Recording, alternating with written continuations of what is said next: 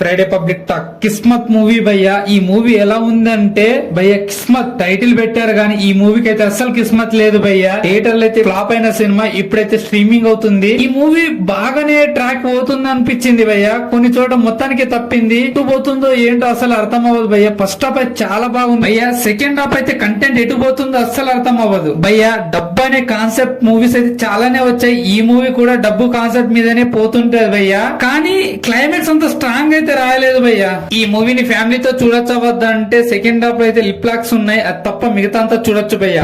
ఈ movie basic story ఏమంటే భయ్యా, బీటెక్ చేసిన జాబ్ లేని ముగ్గురు ఫ్రెండ్స్ హైదరాబాద్ కు వచ్చి అసలు ఏం చేశారు, డబ్బు కోసం ఏం చేశారు అనేది, తర్వాత ఏమైంది అనేది మూవీ భయ్యా. భయ్యా కామెడీ సీన్స్ అయితే చాలా అంటే చాలా వర్కౌట్ అయినాయి భయ్యా. అభినవ్ గోమట యాక్టింగ్ అయితే నెక్స్ట్ లెవెల్ భయ్యా, చాలా న్యాచురల్ గా చేశాడు భయ్యా. భయ్యా ఆల్ యాక్టర్ పర్ఫార్మెన్స్ అయితే చాలా అంటే చాలా బాగున్నాయి భయ్యా. మనీ సంబంధించిన సీన్స్ వస్తాయి కదా భయ్యా, చాలా బాగున్నాయి భయ్యా. సినిమాటోగ్రఫీ ఓకే, విజువల్స్ ఓకే భయ్యా, బ్యాక్గ్రౌండ్ మ్యూజిక్ యావరేజ్ భయ్యా. స్టోరీలో దమ్మున్నా సరిగా వాడుకోలేదు అనిపించింది భయ్యా. ఫస్ట్ హాఫ్ ఎలా ఉందో సెకండ్ హాఫ్ కూడా అలా ఉంటే చాలా బాగుండు అనిపించింది, కానీ ఎక్కడో డ్రాప్ అయ్యారు భయ్యా. భయ్యా ఈ ముగ్గురు ఫ్రెండ్స్ కి ఏదో ఒక ఆటంకం వస్తుంటది భయ్యా. ఒకడు గెస్ట్ లాగా వచ్చి ఏదో బెదిరించిపోతాడు, ఏదో వార్నింగ్ ఇచ్చిపోతాడు, అది ఏదో జరిగిపోతుంటది భయ్యా. ఈ మూవీలో హీరోయిన్ అస్సలు అవసరం లేదు భయ్యా. Love songs, love romance, lip lock ఏంటో మరి అవసరమైన సీన్స్ వస్తుంటాయి భయ్యా. భయ్యా హీరో హీరోని ఇంటర్వ్యూ సీన్ ఒకటి ఉంటది భయ్యా, అంత సిల్లిగా కలుస్తారా అనిపించాలి భయ్యా. మరి దారుణ ఇంట్రడక్షన్ ఇచ్చారు, అది చాలా మైనస్ అనిపించింది ఈ మూవీలో అయితే. ఓవరాల్ గా అయితే